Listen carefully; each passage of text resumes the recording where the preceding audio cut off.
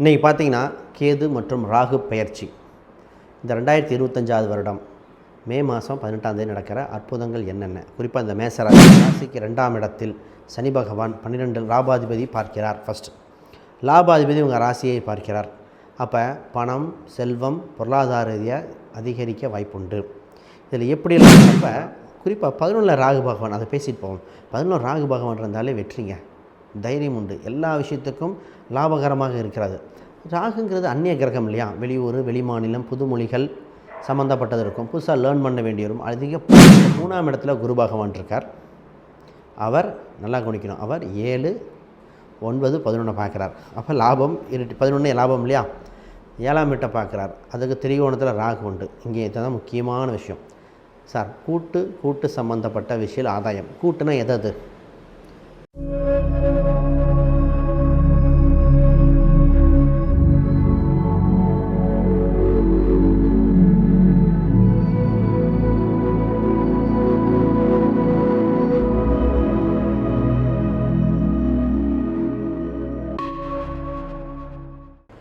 ஆன்மீக பரிகார நேயர்களுக்கு அனைவருக்கும் வணக்கம். நான் உங்கள் ஸ்ரீ சுபம் விஜயகுமார். இன்றைக்கி பார்த்தீங்கன்னா கேது மற்றும் ராகு பெயர்ச்சி இந்த 2025 வருடம் மே மாதம் 18ஆம் தேதி நடக்கிற அற்புதங்கள் என்னென்ன. குறிப்பாக இந்த மேசராசி ரொம்ப ரொம்ப ரொம்ப முக்கியமான பயிற்சி இது. ஏன்னா 7.5 சனி இருக்கா இல்லையான்னு போட்டு பயன்படுத்திகிட்டு இருக்காங்க. உங்கள் ராசிக்கு 11ஆம் இடத்தில் ராகு பகவான் லாப பார்வையாக உங்கள் ராசியை பார்க்கிறார். அப்போ கிடைக்கக்கூடிய அற்புதம் வளர்ச்சி வெற்றி என்னென்ன அதை பற்றி பேசுவோம். 5ஆம் இடம் ஆன்மீகம் அரசியல் பொருளாதார ரீதியாக கலை சம்பந்தப்பட்ட விஷயங்கள் என்னென்ன. 2ஆம் இடத்துல 12 சனி பகவான் வருமான ரீதியாக சிந்தனைகள் என்ன. அப்படியே ஒவ்வொன்றும் பிரித்து பார்ப்போம். நிச்சயமாக பயனுள்ளதாக இருக்கும். முக்கிய முடிவுகள் எடுக்க உங்களுக்கு பயனுள்ளதாக இருக்கும். ரைட், புதுசாக பார்க்குறவங்க அந்த சேனலை சப்ஸ்கிரைப் பண்ணிக்கோங்க. கேள்விகள் சந்தேகங்கள் இருந்தால் கமெண்ட் பண்ணுங்கள். முதல்ல பொருளாதார ரீதியாக பேசுவோம். உங்கள் ராசிக்கு 2ஆம் இடத்தில் சனி பகவான் 12 லாபாதிபதி பார்க்கிறார். ஃபஸ்ட்டு லாபாதிபதி உங்கள் ராசியை பார்க்கிறார். அப்போ பணம் செல்வம் பொருளாதார ரீதியாக அதிகரிக்க வாய்ப்புண்டு.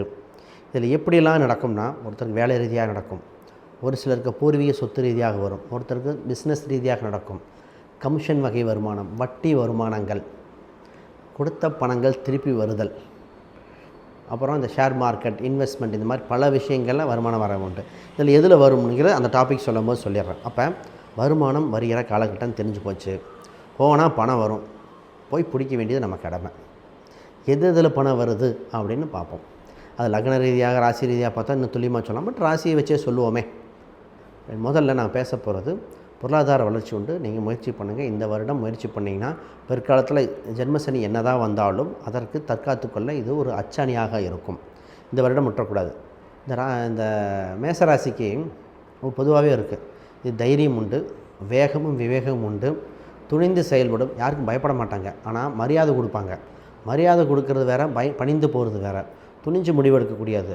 மற்றவங்களால் முடியலையா, நான் பார்க்குறேன், நான் பண்ணுறேன் அப்படின்னு ஒரு துணிவை உண்டு. சொந்த பந்தத்தில் அரவணைச்சு போகிறதுல இந்த மேசராசி ரொம்ப சிறப்புங்க. ஆனால் என்ன, ஒரு சிலருக்கு புரியாது. குறிப்பாக தந்தை வழி குடும்பங்களுக்கு புரிதல் குறைவு. ரைட், இப்போ இந்த நேரத்தில் அதாவது தொழிலை பற்றி பார்ப்போம். வேலையில் பார்த்தீங்கன்னா 6ஆம் பாவம், அங்கேருந்து கேது பகவான் விலகிறார். இந்த ஆன்டி கிளாக் வைஸில் மாறுறார் இல்லையா. கேது விலகும்போது அங்கே சனி பார்வை இருக்குது. வேலை சம்பந்தப்பட்ட முக்கிய முடிவுகள் எடுக்கப்படும். ஒரு வளர்ச்சி உண்டு.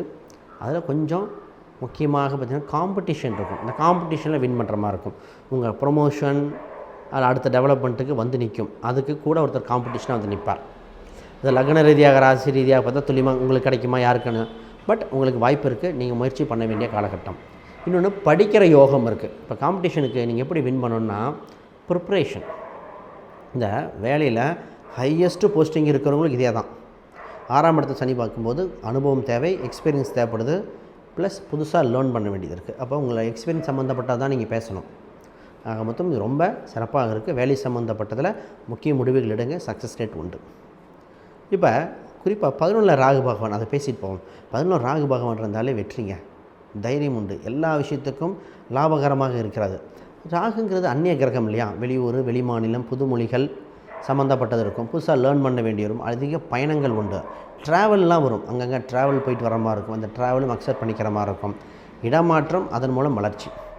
இடமாற்றம் வீடாக இருக்கலாம், வேலையாக இருக்கலாம், தொழிலாக இருக்கலாம், ஆக வளர்ச்சியும் இருக்கணும். ரைட், இடமாற்றம் பற்றி பேசிட்டோம். அடுத்து நம்ம பேச போகிறது சொத்து சுகங்கள். என்ன சொத்து சுகங்கள் என்ன தான் பண்ணுது பார்ப்போம். இப்போ இடம், வீடு, வண்டி, வாகனம் சார்ந்த சிந்தனை வந்துகிட்டே இருக்கும். ஒரு வீடு வாங்கலாம், இடம் வாங்கலாம், உன்னை வீடை விற்றுறலாம், இடம் வாங்கலாம். விற்கிறது வாங்குறது சம்மந்தப்பட்ட ப்ராப்பர்ட்டி ரீதியான சிந்தனைகள் வரும். அசட்டை சேர்க்கறதுக்கு உண்டான சிந்தனைகள் இருக்கும். வாய்ப்பு இருக்கோ இல்லையோ சும்மா போய் பார்ப்பாங்க. வீடை பார்த்துட்டு வந்தேன், இடத்த பார்த்துட்டு வந்தேன், அங்கே நல்லா இருக்காமல் இதே பேச்சாக ஓடிட்டுருக்கோம். ஆக மொத்தம் உங்களுக்கு கோச்சார ரீதியாக அமைப்புகள் உண்டு. ஜாதக ரீதியாக பார்த்துட்டு இடம்னா எந்த திசையை பார்த்து வாங்கணும், 2 சைட்டா 1 சைட்டா, இந்த கவர்மெண்ட்டில் வீடு கட்டலாம் கேட்பாங்க, அந்த மாதிரி ஆப்ஷன் இருக்கா, இது மாதிரி பல விஷயங்கள் துல்லியமாக பார்த்துடலாம். இந்த ஃப்ளாட் நம்பரே நம்ம ஜாதக ரீதியாக பார்த்துட்டு இந்த ஃப்ளாட் நம்பர் வரைக்கும் சொல்லலாம், அந்த அளவுக்கு இருக்குது. சரி, அதை பாருங்கள். அடுத்து பிஸ்னஸ். உங்கள் ராசிக்கு 10ஆம் அதிபதி சனி, அவரே 11ஆம் அதிபதி, இவர் 12ல் இருக்கார். 12ல் இருக்கிற சனி 2, 12, 6 மற்றும் 9 தொடர்பு. அப்போ இது என்ன பண்ண போதுன்னா வருமான ரீதியாக அதிகரிக்கிற காலகட்டம். ஒரு சில கடன்கள் வாங்கி பணத்தை வாங்கி பிஸ்னஸில் இன்வெஸ்ட் பண்ணி எக்ஸ்பேன்ஷன் பண்ண வேண்டிய காலகட்டம். தொலைதூரத்திலிருந்து பிஸ்னஸ் கான்ட்ராக்ட் பிடிக்க வேண்டியது. இத்தனை நாளாக ஒருத்தர் உங்களுக்கு சப்ளை பண்ணிகிட்ருக்காருன்னு வைங்க. இப்போ என்ன நடக்கும்னா வேறொரு சப்ளையர் பிடிக்கிறது, இல்லை நம்பர் ஆஃப் கிளைண்ட்டை மாற்றுறது. ராகுகேது பயிற்சியான அந்நிய கிரகங்கள கிளைண்ட் இதெல்லாம் மாறும், புது நபர்களில் பிடிக்க வேண்டியது இருக்கும். உங்கள் பிஸ்னஸ் ஸ்ட்ராட்டஜியை கம்ப்ளீட்டாக சேஞ்ச் பண்ணணும். இப்போ நம்பர் ஆஃப் பீப்புளோட இந்த ரேட்டு இருக்கு இல்லையா, கொஞ்சம் குறைச்சி இன்னும் நம்பர் ஆஃப் பீப்புளை இன்க்ரீஸ் பண்ணிடணும். அப்போ ஒரு ஆள்கிட்ட சம்பாதிக்கிறத விட நம்பர் ஆஃப் பீப்புள் அப்படிங்கிற அந்த மைண்ட் இருக்கணும். எவ்வளோக்கு எவ்வளவு ஜாஸ்தி பண்ணணும். ஒரு நார்மலாக ஒரு 10 பேர் வர இடத்துல ரேட்டை குறைச்சோம்னா ஒரு 15 பேர் வருவாங்க. பட் அந்த மாதிரி இன்க்ரீஸ் பண்ண ட்ரை பண்ணணும். ஒரே ஆள்கிட்ட எவ்வளோ சம்பாதிக்கணுங்கிற அம்சம் இந்த வருடம் கிடையாது. இதை மைண்டில் வச்சுக்கணும். ரைட். இப்போ 3ஆம் இடத்துல குரு பகவான் இருக்கார். அவர் நல்லா கவனிக்கணும். அவர் 7, 9, 11 பார்க்குறார். அப்போ லாபம் 11 லாபம் இல்லையா. 7ஆம் வீட்டை பார்க்குறார். அதுக்கு திரிகோணத்தில் ராகு உண்டு. இங்கே இதுதான் முக்கியமான விஷயம் சார். கூட்டு சம்மந்தப்பட்ட விஷயம் ஆதாயம். கூட்டுனா எது? மேரேஜும் கூட்டு தான், பிஸ்னஸும் கூட்டு தான், ஒரு இடம் வாங்க போகிறோம் ஜாயிண்டாக போய் வாங்குறதும் கூட்டு தான். எந்த கூட்டை சொல்கிறீங்க? எல்லாமே பார்ப்போமே. திருமணம் என்ற விஷயம் அமோகமாக இருக்குங்க. திருமண வாழ்க்கைகள் மனதுக்கு பிடித்த வரன் வருகிற காலகட்டங்கள்.